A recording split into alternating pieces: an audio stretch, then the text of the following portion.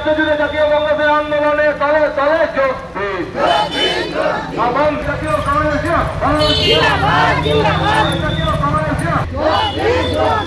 আজকের এসপি অফিসের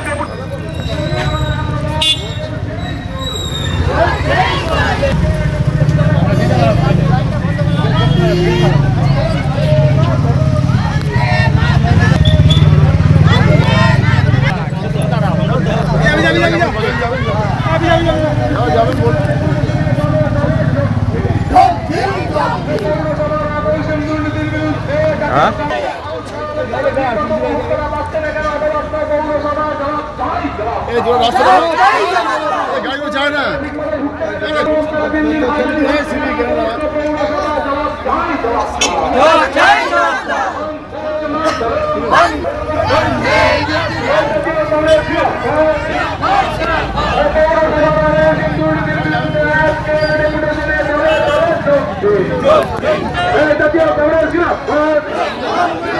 জাতীয় কংগ্রেস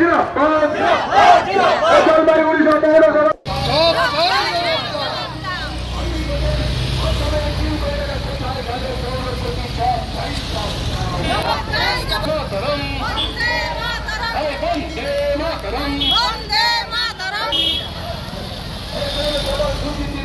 জাতীয় কংগ্রেস লড়ছেই লড়বে।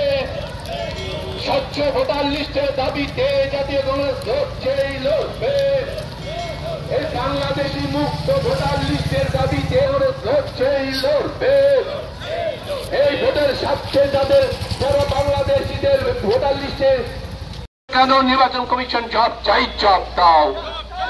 এই বন্দে মাতরম, এই বন্দে মাতরম, এই জাতীয় কংগ্রেস জিন্দাবাদ। এই দুর্নীতিগ্রস্ত পৌরসভার বিরুদ্ধে সমস্ত মানুষ আজকে আমরা এসডিও সাহেবের কাছে একটা ডেপুটেশন দিতে এসেছি। তার মূল যে বিষয় একদম সংক্ষেপে বলছি, সেই বিষয় হচ্ছে স্বচ্ছ ভোটার লিস্টের দাবিতে। আজকে শুধু শহরের ভিতরে প্রায় 111টা বুথ রয়েছে। সেই 111টা বুথে অন্ততপক্ষে 2500 মানুষ রয়েছে যারা মৃত, তাদের নাম কাটা হয়নি। ভোটের দিন কোনো একটি রাজনৈতিক দলের বদান্যতায় এরা জীবিত হয়ে যায়, ভোট দিয়ে দেয়, আবার ভোট হয়ে গেলে পরে মরে যায়। এই ধরনের অস্বচ্ছ ভোটার লিস্ট দিয়ে কখনো গণতন্ত্র রক্ষা হতে পারে না। এবং প্রচুর বাংলাদেশি জলপাইগুড়ির যে ভোটার লিস্ট, লোকসভা কেন্দ্রে যে ভোটার লিস্ট, সেখানে বিভিন্ন রাজনৈতিক দল এবং বিশেষ করে একটি রাজনৈতিক দল প্রচুর বাংলাদেশিকে এখানে ঢুকিয়ে রেখেছে, যাদেরকে শুধু ভোট ব্যাংক হিসেবে ব্যবহার করার জন্য। তাদেরকে ভোটার লিস্ট থেকে বাদ দিতে হবে, এই দাবি নিয়ে আমরা যেমন এসেছি। এর পাশাপাশি আপনারা জানেন যে পৌরসভায় একটা 3 কোটি টাকার দুর্নীতির ঘটনা ঘটেছিল। একজন স্টাফ, তিনি নাকি এই 3 কোটি টাকার দুর্নীতি করেছে। এটা সম্ভব না। এই দুর্নীতির বিরুদ্ধে সমস্ত পৌরসভা জড়িত জেনেই আজকে পৌরপতি তার বিরুদ্ধে একটা এফআইআর করেছিল।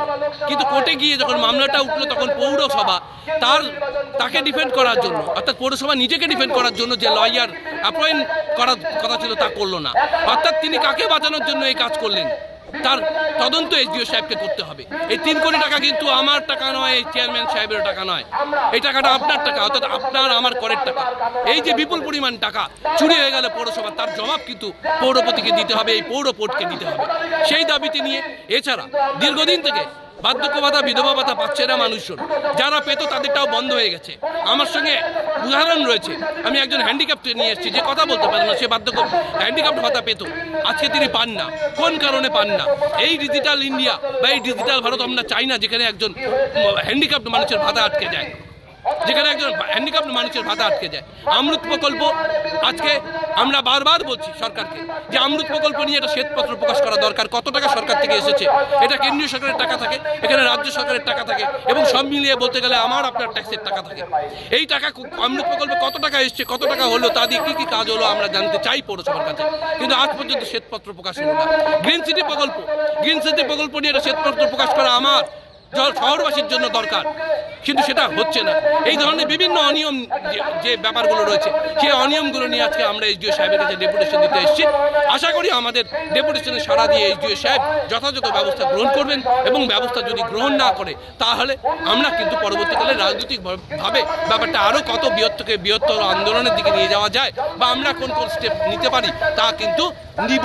যতই ওনারা বলুন না কেন, আমরা সাইনবোর্ড হয়ে গেছি, আমরা দেওয়ালে চলে গেছি, কিন্তু এই দেওয়াল থেকে নেমেই কংগ্রেস কিন্তু আজকে রাজপথে এবং আগামী দিনে পৌরসভাকে কেন্দ্র করে যে দুর্নীতি চলছে সেই দুর্নীতি যেমন এই কংগ্রেস পাস করবে ঠিক সেইভাবে আগামী দিনে মানুষ যেন স্বচ্ছ ভোটার লিস্টের কে অবলম্বন করে ভোট দিতে পারে, গণতন্ত্রকে রক্ষা করতে পারে, তার ব্যবস্থাও এই তথাকথিত ওনাদের ভাষায় পোস্টার হয়ে যাওয়া কংগ্রেসই দেশকে উদ্ধার করবে।